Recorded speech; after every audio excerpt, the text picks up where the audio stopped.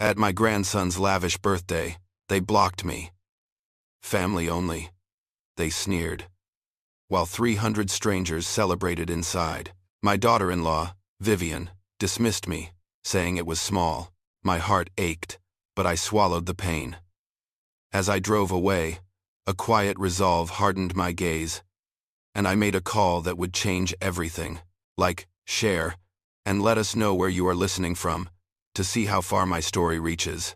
The grand entrance to the Montgomery estate glittered under the late afternoon sun, a beacon of festive extravagance. Balloons in vibrant shades of blue and green swayed gently in the breeze, proclaiming, "Happy 7th birthday, Leo," from elaborate archways. Streamers cascaded from towering trees, and the faint, joyful strains of a children's choir mingled with the upbeat tempo of popular music.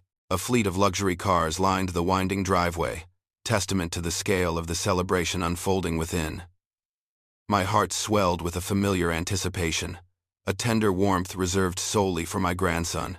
I clutched the meticulously wrapped package on my passenger seat, a sophisticated remote-controlled helicopter I knew Leo had been dreaming of. It wasn't just a toy, it was a symbol of my affection, a tangible piece of my love.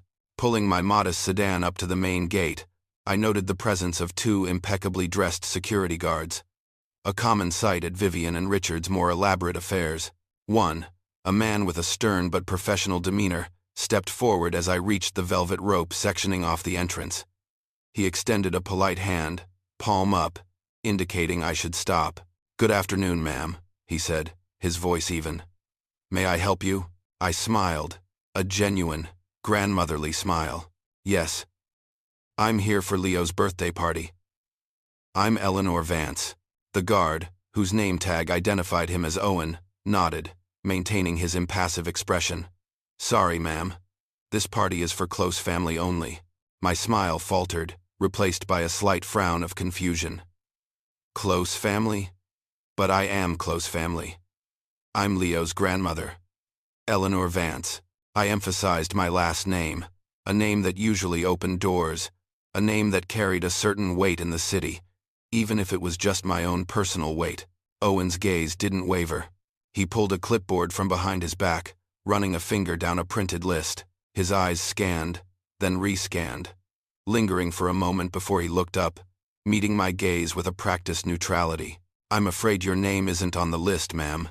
A prickle of unease started in my chest. This was unusual. My son, Richard, was always so meticulous. He wouldn't forget to add me. This had to be a mistake. Just as I was about to protest further, a familiar, saccharine voice floated from behind Owen. "Oh, Eleanor, what are you doing here?"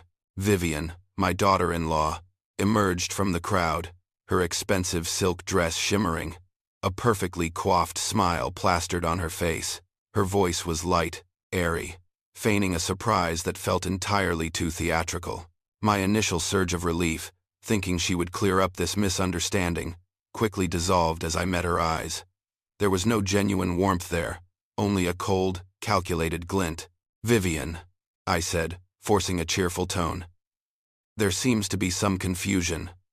Owen says I'm not on the list, but I'm here for Leo's party, of course." I gestured vaguely at the festivities, already in full swing. Children's laughter bubbled from beyond the archway, a joyful sound I was being denied. Vivian stepped closer, her smile tightening at the corners. "Oh, darling, that's just it. We decided to keep it quite small this year, just immediate family, you know, a really intimate affair." She waved a dismissive hand towards the sprawling lawn, where easily 300 guests mingled, their laughter echoing against the opulent backdrop of the Montgomery estate. A live band played. Caterers in crisp uniforms moved through the throngs, trays laden with gourmet bites. The sheer audacity of her statement, delivered with such an innocent-sounding tone, took my breath away. Small, intimate. This was a society gala, disguised as a child's birthday. My voice, usually steady, cracked. "Small. Vivian, there must be hundreds of people here. I just want to see Leo, to wish him happy birthday." My eyes pleaded with her, a silent appeal for common decency, for the bond that should exist between a grandmother and her grandson. Vivian pursed her lips, a subtle shift in her expression that signaled the end of her pretense. Well, perhaps next time we can arrange something smaller, more appropriate, just for you. The implication hung heavy in the air. I was not appropriate for this lavish display of her social standing. I was an inconvenience, a ghost from a past she wished to erase. Her words, though polite on the surface, were a cruel knife twisting in my gut. Over her shoulder, through a gap in the security ropes, I caught a glimpse of Leo.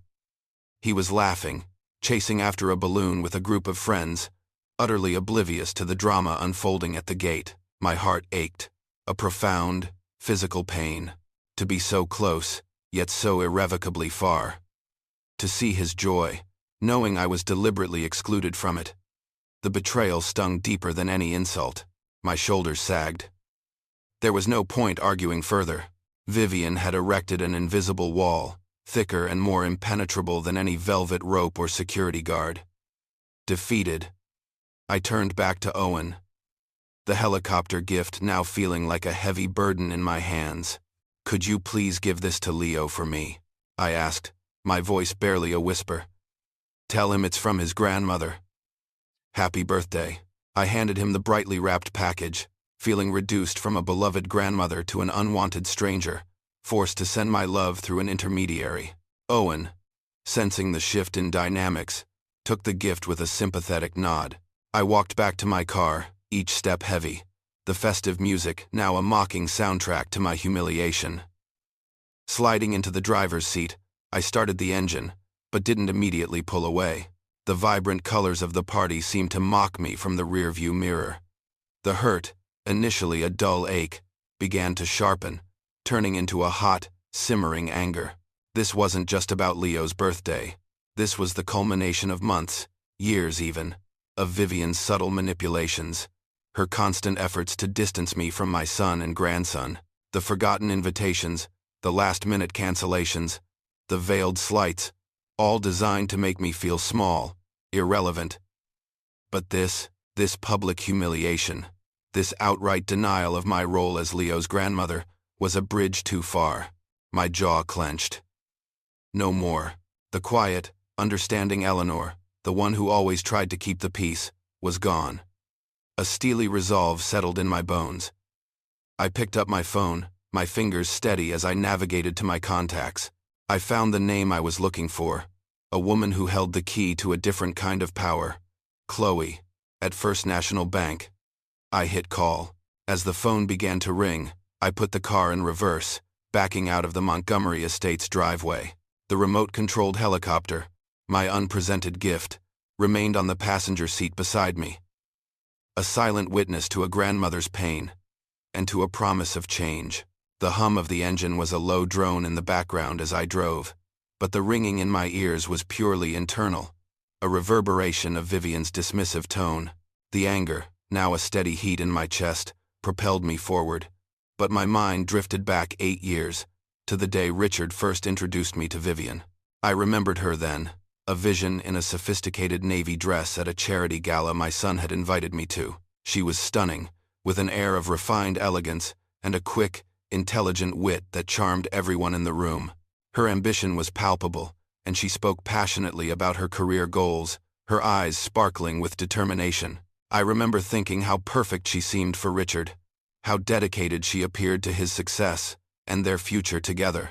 She praised Richard incessantly, making him beam. And I, a proud mother, felt a profound sense of relief that my son had found such a seemingly wonderful partner. I had been so happy for them, so eager to welcome her into our family. How naive I had been. The first hint of Vivian's true nature came subtly, cloaked in an aura of sweet embarrassment. They had been on their honeymoon, a quaint trip to the coast. When my phone rang, Vivian's voice, a little breathless, came through the line. "Eleanor, I am so incredibly mortified to even ask," she'd begun, "but we've had a bit of car trouble. A flat tire and some unexpected engine issues. The mechanic wants $500, and it's just so much on our honeymoon budget. Richard is so stressed, and I hate to bother you." Of course, I wired the money immediately. They were newlyweds, just starting out. It was a small sum, A minor hiccup, and I wanted to help smooth their path. I told her not to worry, that it was a wedding gift, and that they should enjoy their special time. That first request was a tiny crack in the foundation, one I barely noticed at the time. Soon after, the requests grew larger, the pretexts more elaborate. They needed an apartment deposit, a few $1,000s, because their savings were tied up with wedding expenses. Then, it was furniture. Just the essentials, Vivian had insisted. But the receipts she later produced for reimbursement were for designer pieces that far exceeded any notion of essentials. I paid, wanting them to have a comfortable home. The really significant turning point, though, came when Vivian tearfully called, her voice trembling with manufactured distress. "Eleanor," she sobbed. "I just found out. The stress. The doctors say it could be affecting my fertility.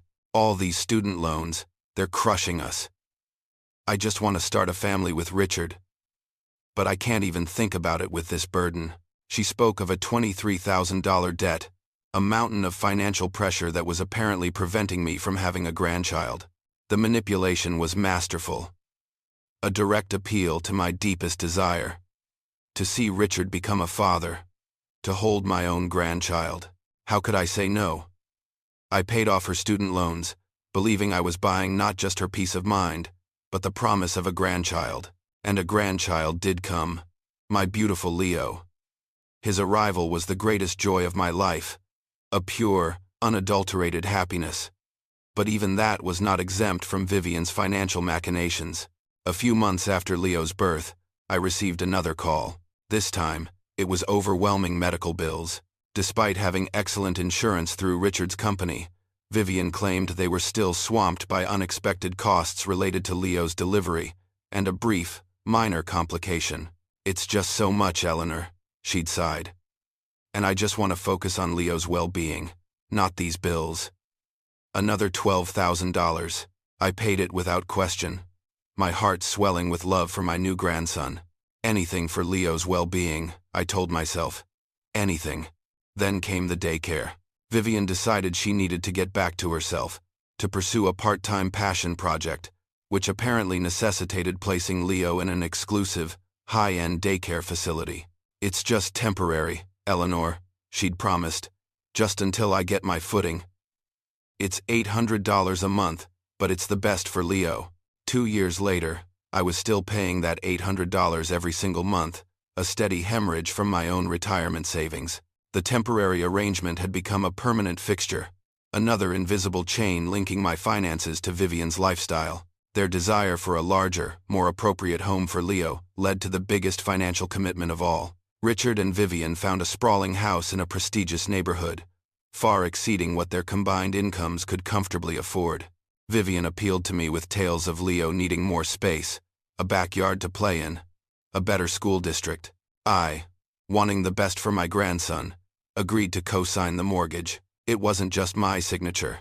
I ended up covering the difference in their monthly payments, and, of course, the unexpected costs of furnishing a much larger house. My financial security was now intertwined with theirs. A knot that seemed impossible to untangle. The requests became a relentless stream. Roof repairs. Car breakdowns. Money for Vivian's sick mother. A woman I had met only once, who seemed perfectly robust. Every crisis, every unexpected expense, every desire for an upgrade, found its solution in me. I became their personal bank, their safety net, their endless wellspring of funds. Vivian's voice, always so sweet and appreciative in the moment of asking, would coo, "Oh, Eleanor, you're such a blessing. Richard is so lucky to have you." At first, these words filled me with a sense of purpose and warmth, a confirmation that I was a valuable part of their lives. But as the years wore on, and the requests never ceased, those praises began to feel hollow, transactional, like payment for services rendered. The shift in Vivian's attitude was gradual, insidious. Once I had become financially indispensable, her pretense of gratitude began to crack. "Eleanor, you really spoil him too much," she'd comment sharply when I brought Leo a new book or a small toy. My parenting advice, born from years of experience raising Richard, was increasingly met with patronizing smiles. "Things are so different now, Eleanor," she'd say, waving a dismissive hand. "You don't understand modern parenting techniques. My wisdom, once valued, was now outdated." And then, the ultimate betrayal of my grandmotherly duties. My cherished babysitting time with Leo began to dwindle. "We're trying to implement a better routine, Eleanor," Vivian would explain. "He needs structure." Or, "We're just trying to cut back on disruptions," all while I would later see her photos on social media, enjoying lavish dinners with friends, attending exclusive parties, or taking weekend trips without Leo. I was paying for his daycare, co-signing their house, funding their lifestyle. Yet I was gradually being pushed out of the one thing I truly wanted: time with my grandson. The humiliation at Leo's party was not an isolated incident. It was the inevitable crushing climax of years of calculated exploitation. And I, Eleanor Vance, had finally had enough. The phone rang twice before Chloe, my longtime bank manager, answered with her usual cheerful efficiency. "Eleanor, what a surprise. How can I help you today?" Her voice was a stark contrast to the storm brewing inside me. I mumbled something about needing to discuss my accounts, a polite preamble before delving into the true purpose of my call. But as Chloe spoke, my mind was already replaying the last 6 months, piecing together the subtle clues that had first pricked my intuition, then confirmed my gravest suspicions. It had begun innocently enough, or so I thought. About half a year ago, I started noticing an undeniable shift in Vivian's lifestyle. It wasn't just the occasional new dress anymore. It was a full-blown transformation. A new designer handbag, an Hermes Birkin, appeared on her arm, a piece of arm candy that cost more than my first car. Then, a sleek, black luxury SUV replaced her perfectly functional older model. Seemingly overnight, her weekly trips to the salon became more frequent, her nails always perfectly manicured, her hair meticulously styled. She even started boasting about enrolling in exclusive art classes, a hobby she'd never once expressed interest in before. When I tentatively asked about the source of this sudden affluence, Vivian would simply wave her hand, her smile a little too wide, a little too dismissive. "Oh, you know, Richard's been doing so well at work, Eleanor. A new project came through, and he's just really excelling." She'd make it sound like Richard had suddenly become a Silicon Valley titan overnight, but I knew Richard's salary, not precisely, but well enough to understand that his steady, respectable income as a project manager, even with promotions, simply didn't account for this level of extravagant spending. He was comfortable, yes, but not designer everything. Luxury car, weekly spa days, comfortable. My son was a good man, hardworking and dedicated, but he was no millionaire. The math just didn't add up. A nagging feeling, a cold knot of dread, began to tighten in my stomach.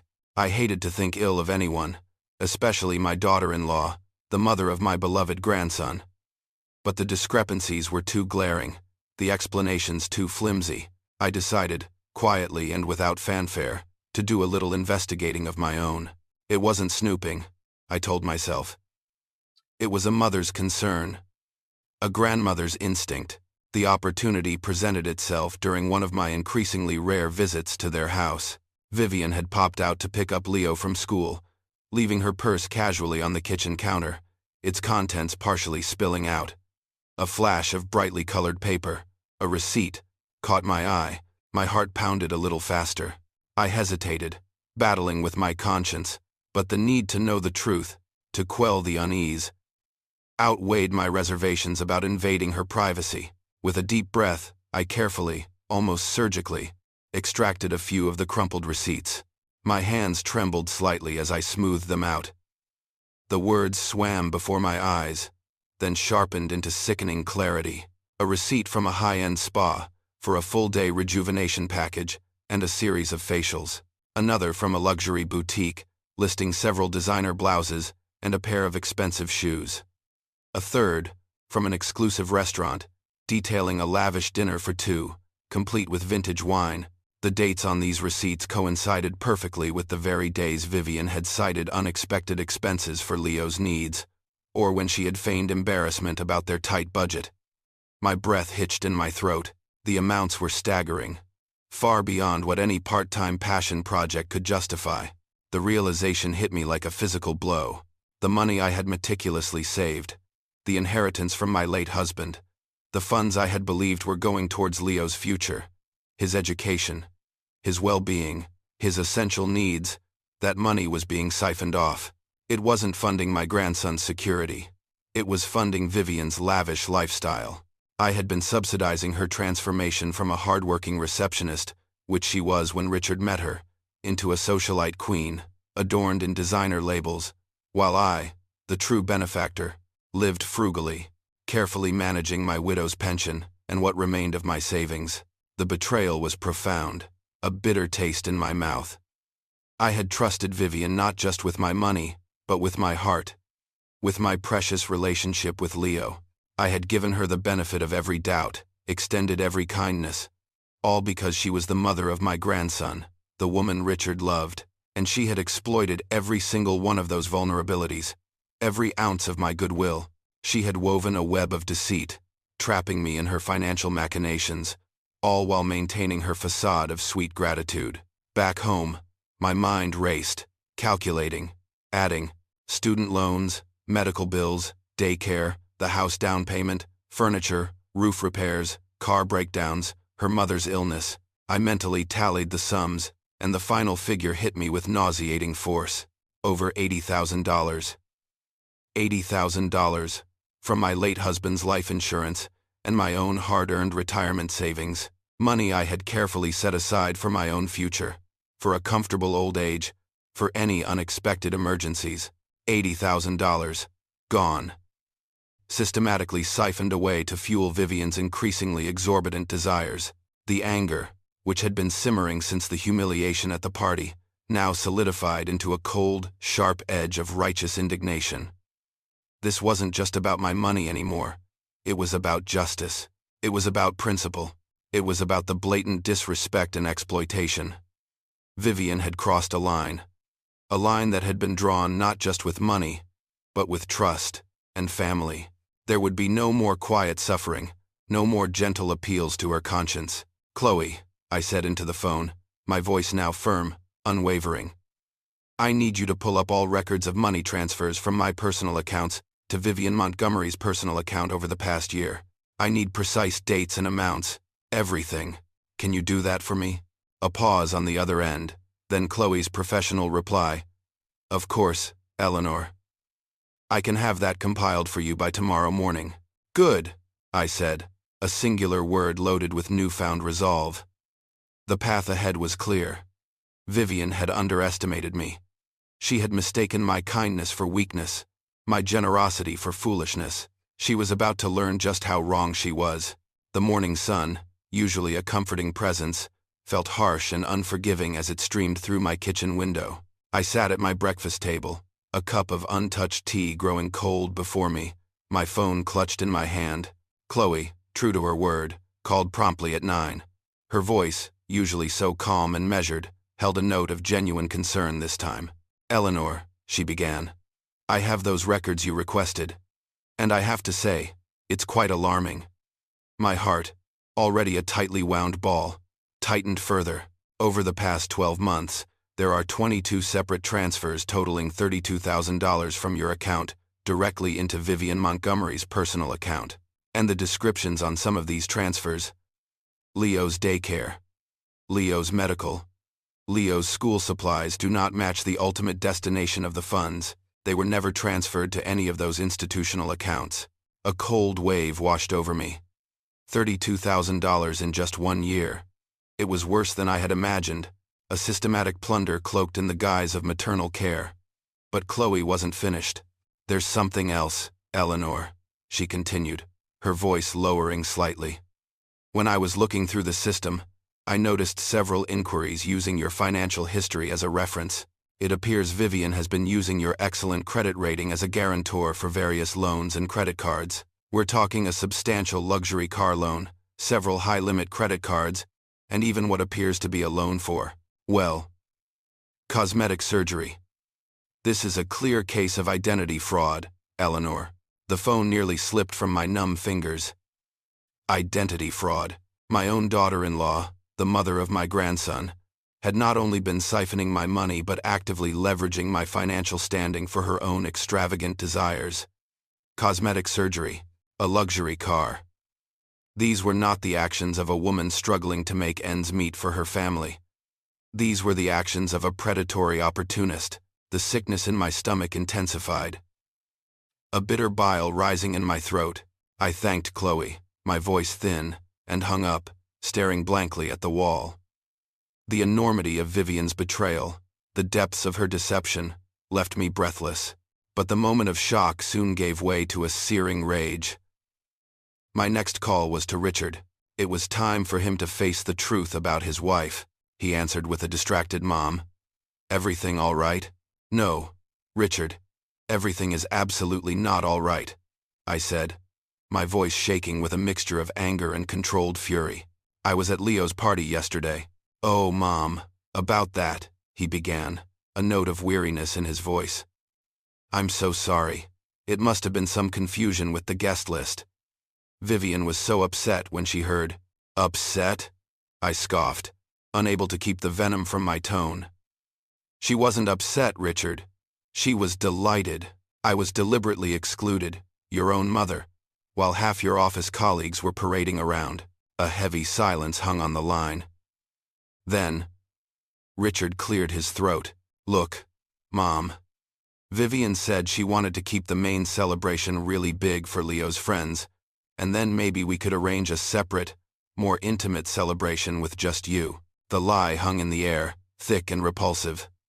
A separate, more intimate celebration for me.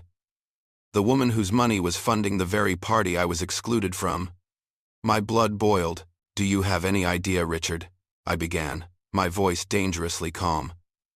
"How much money I've given you and Vivian over the years? Do you even have a rough estimate?" He paused, clearly uncomfortable. "Well, Mom, you've always been so generous. A few thousand here and there, I suppose. For Leo's expenses. The house, I really appreciate it." His voice trailed off, a familiar defensive tone creeping in. "A few thousand?" I repeated, a bitter laugh escaping my lips. "Richard, in the past 12 months alone, I have transferred $32,000 to Vivian's personal account, specifically earmarked for Leo's daycare, school supplies, and medical needs. $32,000 that never saw Leo, that never paid for any of those things. It went directly into Vivian's pocket. Do you know where that money actually went?" Another pause, longer this time. "Mom, that's a huge exaggeration. Even if that's true, you gave that money voluntarily. Nobody forced you. You always said you wanted to help us out." His words were a match to my simmering rage, igniting it into a roaring inferno. My own son, defending his dishonest wife, dismissing my generosity as a self-inflicted wound. "Voluntarily?" I spat, shaking with fury. "Voluntarily? So, the breast implants she got last year, those were voluntary too? The new BMW SUV she drives? The one she co-signed using my credit history? Is that what my voluntary generosity funded, Richard? Her vanity and her luxury, while I scrimp and save and get blocked from my grandson's birthday party? Mom, that's completely out of line." Richard's voice rose, finally showing some emotion, though it was anger directed at me, not his thieving wife. "No, Richard, what's out of line?" I said, my voice dropping to a low, chilling whisper. "Is your wife. Your wife has been stealing from me for years, systematically, deliberately, and with utter disregard for anything but her own selfish desires. And you, my son, have either been complicit or blissfully ignorant." I didn't wait for his response. I hung up the phone, my hand trembling so violently I almost dropped it. My anger, though raw, was now sharpened by a clear purpose. There was no going back. I immediately called Chloe back at First National Bank. "Chloe," I stated, my voice firm despite the residual tremor, "I need you to freeze all accounts connected to Vivian Montgomery, her personal accounts, any joint accounts she shares with Richard, and I want them flagged for suspected fraud, particularly regarding the identity fraud you uncovered." I want every single transaction scrutinized. Chloe, sensing the gravity in my tone, simply replied, "Consider it done, Eleanor." As I disconnected, a cold, calculating resolve settled over me. Richard and Vivian had chosen their path. Now, they would experience the consequences. I then made one more call, this time, to Sophia, the events manager at the Fairmont Ballroom, the opulent venue where I knew Vivian had booked Leo's extravagant party. "Good morning, Sophia," I said, a faint, almost imperceptible smile touching my lips for the first time in months. "This is Eleanor Vance. I have some information for you regarding a client, Vivian Montgomery, who has an outstanding balance for a recent event, Leo Montgomery's birthday party. You should be aware that her credit cards and any associated accounts are about to be declined due to suspected fraud. You might want to review your payment policies and perhaps demand immediate payment in full." I hung up, the ghost of a smile lingering. The sweetness of anticipation was almost intoxicating. If you're finding this story as unbelievable as I did living it, then you absolutely won't want to miss what happens next. Make sure to like this video, share it with your friends, and subscribe so you don't miss any part of my journey for justice. Now, back to the unfolding drama. The silence in my house that afternoon was a welcome balm after the morning storm of revelation and confrontation. I spent the time preparing myself, not just for the inevitable backlash, but for the next steps. The phone started ringing around 5 in the evening, a relentless, insistent buzzing that vibrated through the quiet air. I knew it was Vivian. I let it ring several times, savoring the moment, allowing her to stew in the chaotic aftermath of her meticulously planned event. Finally, on the 7th call, I answered. Vivian's voice exploded into my ear, shrill and laced with pure, unadulterated panic. "What did you do, Eleanor? What in God's name did you do? The entire party saw my cards get declined. 300 people, Eleanor, watched me get humiliated." Her words tumbled out, a torrent of self-pity and fury, entirely devoid of any remorse for her own actions. I took a deep breath, letting the calm I had cultivated settle over my voice. "I stopped funding your lies, Vivian. That's what I did. I was humiliated yesterday, too, in front of everyone, at my grandson's birthday party. The difference is, my humiliation was undeserved. Yours, darling, was earned." There was a choked gasp on the other end, followed by a series of frantic, ragged breaths. "But the catering company, they're threatening to call the police. They've taken my jewelry, my Cartier watch, my diamond earrings, as collateral. They won't let anyone leave." I allowed myself a small, grim smile. "Perhaps you should have thought about that before you stole from me, Vivian. Before you used money meant for Leo's well-being to fund your personal indulgences. Stole? Eleanor, everything you gave us was voluntary." Her voice rose to a desperate shriek. "You chose to help us." "Did I voluntarily choose to be lied to, Vivian?" I countered, my voice cutting through her theatrics. "Did I voluntarily choose to believe my money was going to Leo's education, his medical care, his daycare, when in fact it was funding your spa treatments, your designer clothes, your expensive dinners, and your plastic surgery? Was lying to me about where that money was going also voluntary?" A stunned silence. Then, Vivian adopted a new tactic, attempting to sound reasonable, mature. "Eleanor, this is getting us nowhere. Let's talk about this like adults. We can meet, we can discuss." "There's nothing to discuss, Vivian," I interrupted, my resolve like iron. "Except for my money. I want every single cent back. Every dollar you stole, every loan you took out in my name, every penny that was meant for Leo but ended up in your personal fantasy fund. I want it all. But that money was for Leo," she stammered, reverting to her usual defense. "No, Vivian," I stated, each word precise and deliberate. "Zero of that money went to Leo's needs. Zero. It all went to fund your fantasy life. Your expensive taste, your social climbing, your frivolous desires. You used my generosity, my love for my grandson, as a personal ATM, and you thought you could get away with it because I'm an old woman, because I loved Richard, because I loved Leo. You were wrong, Vivian let out a wail. You're destroying this family, Eleanor. You're tearing us apart. No, I corrected her. I'm refusing to fund your fantasy. I'm refusing to be your victim any longer. This family you've built, Vivian, is a house of cards constructed on my stolen savings. Then came the threat, cold and sharp. Richard won't stand for this, Eleanor. He'll never forgive you. You'll never see Leo again. My blood turned to ice. This was the ultimate weapon. The one I had feared most. But then, Vivian, in her rage, pushed too far, stripping away any lingering doubt about her malicious intent. You think those canceled playdates were coincidences? She snarled, her voice laced with cruel triumph. You think Leo was just busy all those times you wanted to see him? I've been erasing you from his life slowly, Eleanor. One missed visit, one forgotten phone call at a time. It's been happening for years. My breath hitched. The casual cruelties, the subtle rejections, the constant excuses, they hadn't been accidental. They had been deliberate, calculated acts of sabotage. And you know what the best part is? She continued, a chilling cackle escaping her lips. He barely remembers you. To him, you're just the old lady who sends money sometimes. That's all you are, Eleanor. Just a blank check. The line went dead. I stood there, phone still pressed to my ear, the silence deafening. The anger, fierce and righteous, had not vanished, but it was now overlaid with a profound, aching pain. She had not only stolen my money but tried to steal my grandson's love, to erase me from his memory.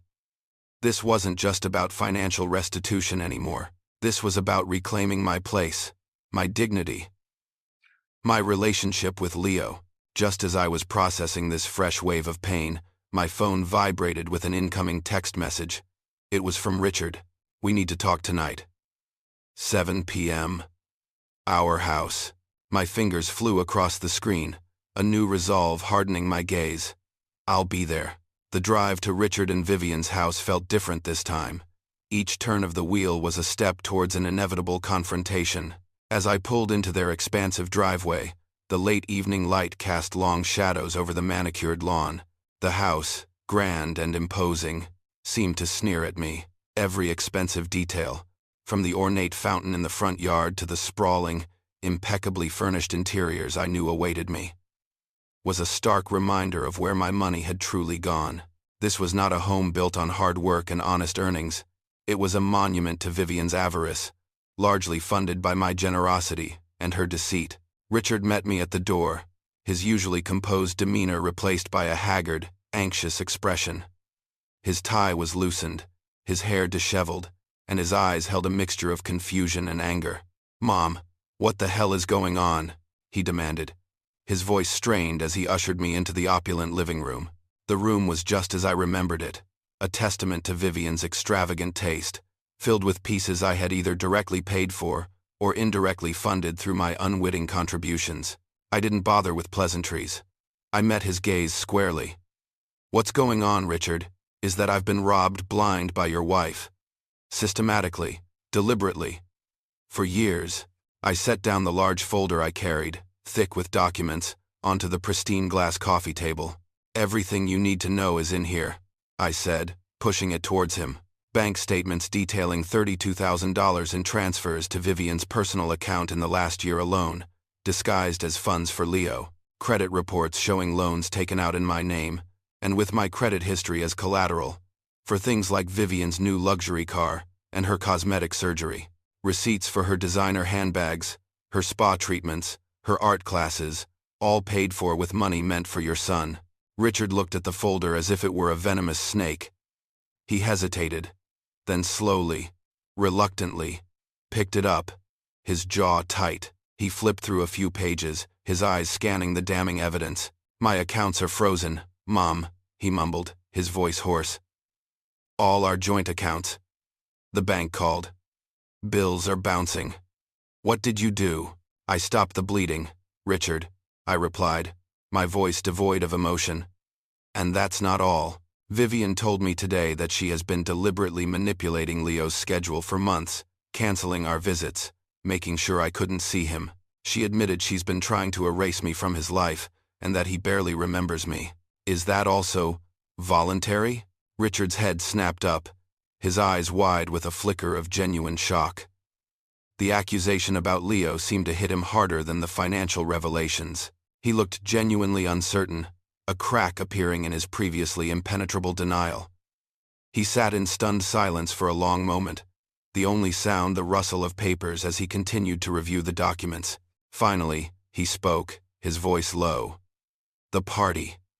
The party was really important to her. Mom. She spent months planning it.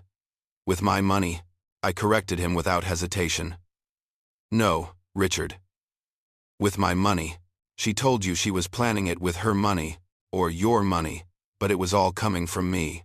The funds were siphoned from my accounts, through her personal account, to pay for this extravagant facade. Just then, Vivian entered the living room. She had changed, shedding her party attire for a demure, conservative dress, her hair impeccably styled, her expression one of calm, almost innocent, concern. Richard, Eleanor, what's all this commotion? She asked, her voice soft, attempting to diffuse the tension. Can we please just clear the air? This is ridiculous. I met her gaze, a cold fire in my eyes. There's nothing to clear the air about, Vivian. We need to clear the accounts. All of them. Vivian sighed dramatically. Eleanor, I admit, I might have used some of the funds to build an image. But it was for us. For Richard's career. A wife needs to look the part, entertain. It's all part of supporting a successful husband. She gestured around the room, as if the opulent surroundings were merely a necessary prop for Richard's professional advancement. I scoffed, a short, sharp sound. An image of luxury cars and designer clothes. Vivian. For a middle manager's salary? That's not an image. That's a lie. A lie you perpetuated by stealing from me, and from Richard. Richard, who had been listening intently, now looked up, his gaze moving between Vivian and me. Vivian, he began, his voice tight. Is this true about the money? Everything Mom is saying. He held up a bank statement, pointing to a particularly large transfer. Vivian's composure finally wavered. Her eyes darted, and she began to stammer. Richard, it's not that simple. Eleanor is exaggerating. There were so many expenses, and I was just trying to manage everything. She lied to you, Richard. I cut in, my voice unwavering. She lied to me. And she stole from both of us. The money she claimed was for Leo's needs, she spent on herself. The money she spent to maintain this image she spoke of. She told you it was hers, or that you could afford it, but it was mine. And the loans she took out using my name, she did so without my knowledge or consent. She has taken over $87,000 from me over the years.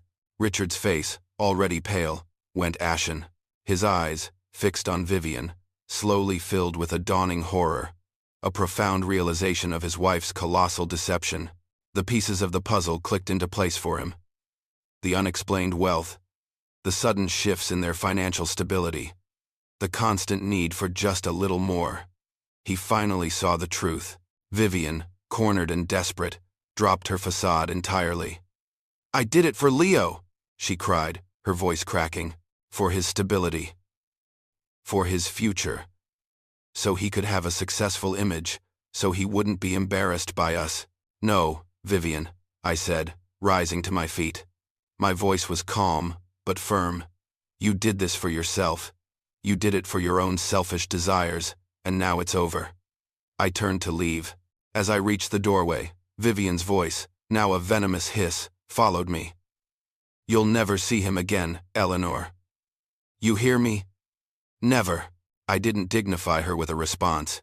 Instead, as I got into my car, I pulled out my phone. This time, I called my lawyer, Laura Hayes.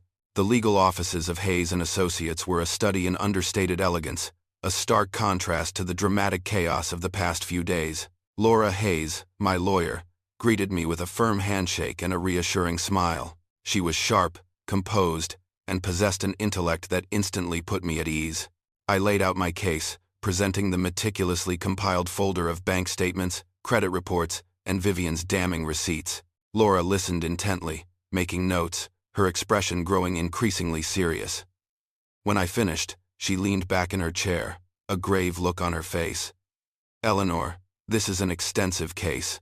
We have clear evidence of financial fraud, identity theft, and potentially, given the context, elder abuse. What Vivian has done is not only morally reprehensible but legally actionable on multiple fronts." A wave of relief washed over me. A physical lightness I hadn't felt in years. "So, we can pursue this?" "Absolutely," Laura confirmed, her voice firm. "We can demand full restitution for all the money taken, plus interest, and seek compensation for the emotional distress and damage to your credit. Furthermore, we can initiate criminal charges. And as for Leo, your relationship with him, Vivian's attempts to alienate him from you strengthen your position regarding grandparents' rights. Given her misconduct, we have a very strong case for securing regular, unsupervised access to your grandson." I nodded, a bittersweet ache in my chest. "I understand this might permanently damage my relationship with Richard," I admitted. The thought still painful. But my relationship with Richard is already damaged.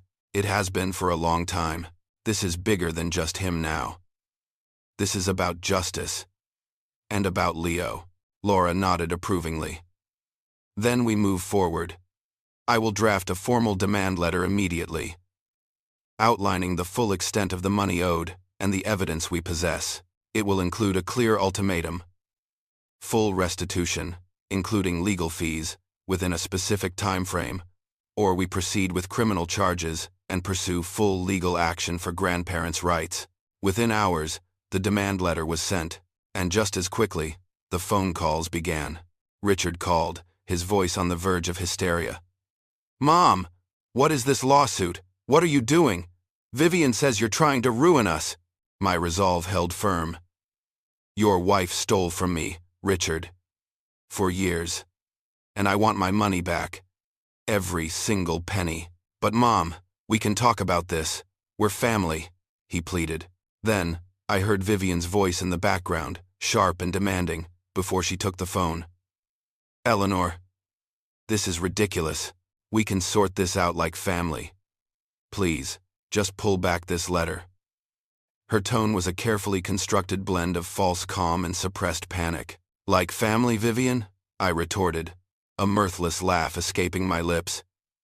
"Is that what you call it? Because yesterday, your idea of family involved cutting me off from my grandson, mocking my memories, and telling me I'd never see him again.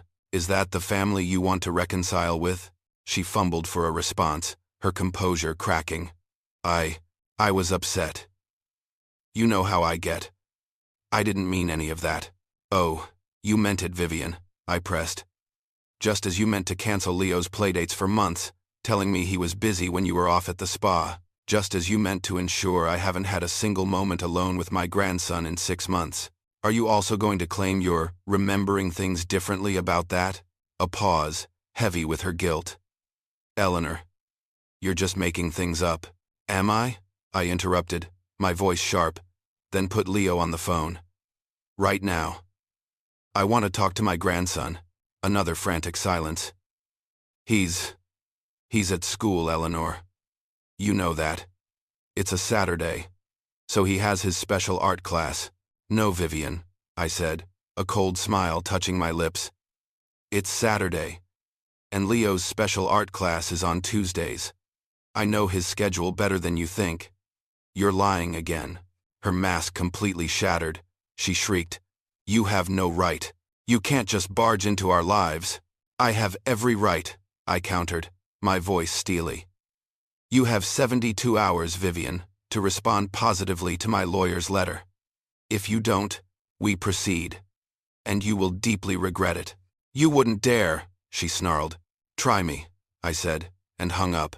I was still reeling from the venom in her voice when my phone rang again. An unknown number. I almost didn't answer, but something compelled me. "Eleanor Vance," I said, cautiously. "Eleanor, it's Isabel," a gentle voice replied. "Richard's sister. My daughter-in-law." I hadn't spoken to her in months, largely due to Vivian's quiet machinations. "Isabel, it's good to hear from you. I just spoke to Richard," she said, her voice filled with a mixture of shock and sadness. "He told me everything. Mom, I am so incredibly sorry. I had no idea the extent of it. The fraud. I can't believe Vivian would do something like this, and keeping Leo from you? That's unforgivable." Her words were a balm to my raw nerves, a genuine validation of my pain. "Thank you, Isabel," I said, my voice thick with emotion. "I appreciate you saying that." "No, Eleanor, thank you," Isabel insisted. "You're not the villain in this, Mom. You're the victim. You've always been so generous to them, and for her to do this, it's disgusting. I want you to know that I support you, completely. Whatever you need, I'm here." Her empathy brought tears to my eyes. "I just want Leo back in my life, Isabel." "I know, Mom," she said, her voice softening. "And you have every right to fight for him. Richard, he's going to have to face the truth about his wife, and that might mean you lose him for a while. But honestly," she added, her voice tinged with a weariness that suggested she had long seen through Vivian's facade, "you already have. At least this way, you might get your grandson back." Her words resonated deep within me, echoing the truth I had finally accepted.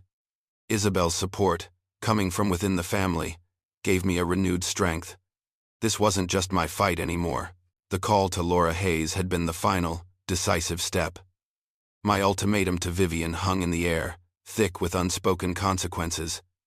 I didn't have to wait long for the first crack in their facade. 2 days later, Richard arrived at my doorstep, alone. He looked utterly defeated, his eyes red-rimmed and shadowed, his shoulders slumped. He held a crumpled plastic bag in his hand. "Mom," he started, his voice barely a whisper. "I found these." In Vivian's glove compartment, he pulled out a fistful of receipts. Designer purchases, spa treatments, luxury car maintenance, all dating back months, some even years, confirming every detail I had presented. His face was a mask of shock and regret. "She had a whole separate stash, Mom, hidden away." He sat down, burying his face in his hands. I confronted her. About everything. About the money, about the loans, about keeping Leo from you. She didn't deny it. She just said you were too controlling. That you were interfering with her vision for our family. He looked up, his eyes pleading for understanding. "Mom, I've been such a fool." I looked at my son, the boy I had raised, the man I had always believed in. The raw pain in his voice touched a part of me, but I refused to let it sway my resolve. "Yes, Richard," I said, my voice soft but firm. "You have been a fool. But you weren't the only one. I was fooled too. We both were. The difference is, I recognized the deception and decided to act." I leaned forward, looking him straight in the eye. "Now you have a choice, son. You can continue to enable Vivian's criminal behavior, allow her to exploit and manipulate everyone around her. Or you can choose to ensure that this never happens again. Not to me, not to Leo, and not to anyone else she might target. This isn't just about money, Richard. This is about honesty, integrity, and protecting what truly matters." He sat there, contemplating, the weight of his decision palpable in the silence of my living room. After a long moment, he simply nodded, picked up the bag of receipts, and left. A shadow of the man he once was. I watched him go, a quiet hope stirring within me. The path to reconciliation, if there ever was one, would be long and arduous. But at least he was finally starting down it. I knew I had done the right thing, determined never to be anyone's victim again. 3 months later, my garden buzzed with a different kind of joy. Leo, my precious grandson, was laughing, his eyes sparkling as he expertly maneuvered the remote-controlled helicopter, the very one I had tried to give him at his party through the air. The bright blue and green toy zipped and hovered, a symbol of freedom and innocent delight. This was my victory. Not the money, not the legal battle, but this moment of pure, unadulterated happiness with my grandson. The legal battle with Vivian had been swift, thanks to Laura Hayes's impeccable work and the mountain of evidence against her. Faced with undeniable proof of fraud, identity theft, and the threat of criminal prosecution, Vivian had agreed to a settlement. It included full restitution of the $87,000 she had stolen, plus interest, and all my legal fees. More importantly, it included a legally binding agreement that guaranteed my regular, unsupervised access to Leo, ensuring she could never again alienate him from me. Richard, having finally seen the full extent of his wife's deceit, filed for divorce. Her financial crimes, particularly the identity theft and the calculated attempts to undermine my relationship with Leo, made her custody case impossible. Richard was granted primary custody, and Vivian was relegated to supervised visitation, ordered to pay child support. A bitter pill for her, given her current circumstances. Vivian, stripped of her ill-gotten luxury, had moved back to her mother's house. I heard through the grapevine, courtesy of Isabel, that she was working at a call center, a stark and brutal contrast to the fabricated world of designer bags and lavish parties she had so desperately tried to maintain. Her socialite queen persona had crumbled, leaving behind only the stark reality of her deceit. Leo, despite the upheaval of his parents' divorce, was doing remarkably well. He was happier, less anxious, thriving in a home built on honesty rather than pretense. He was learning that true happiness didn't come from extravagant parties or luxury cars, but from love, stability, and genuine connections. They lived in a smaller, more modest house now, but it was a home filled with genuine affection. One afternoon, as Leo and I were baking cookies in my kitchen, his small hands covered in flour, he looked up at me, his brow furrowed with a child's innocent curiosity. "Grandma," he asked, "why did Mommy go away?" I knelt down, meeting his gaze, choosing my words carefully. "Sometimes grown-ups make mistakes, sweetheart," I explained softly. "Big mistakes that hurt other people, and when they do, they have to face the consequences of their actions. Mommy made some very big mistakes, and now she has to learn from them." He nodded, accepting my explanation, and went back to pressing cookie cutters into the dough. My life, once defined by quiet dignity and a willingness to help, was now vibrant with purpose. The experience had taught me invaluable lessons about self-worth, boundaries, and the insidious nature of exploitation. I found myself in a new role, one I hadn't anticipated. Isabel and I, along with some other women I knew, Maria Thompson, who had faced similar financial manipulation from a relative, Brenda, who had been taken advantage of by a former friend, and Diane, who struggled with a manipulative in-law, started an informal support group. We met weekly, sharing our stories, offering advice, and reminding each other that we were strong, resilient, and capable of reclaiming our lives. I found a deep peace and self-respect in this new chapter. My generosity was now channeled into supporting those who truly needed it, those who valued genuine connection over material gain. I was no longer a victim. I was a survivor, a protector, and a beacon of strength for others. My story had come full circle, from silent humiliation to triumphant reclamation, proving that even in the face of profound betrayal, one can always find the strength to rise again, stronger and more resolute than ever before.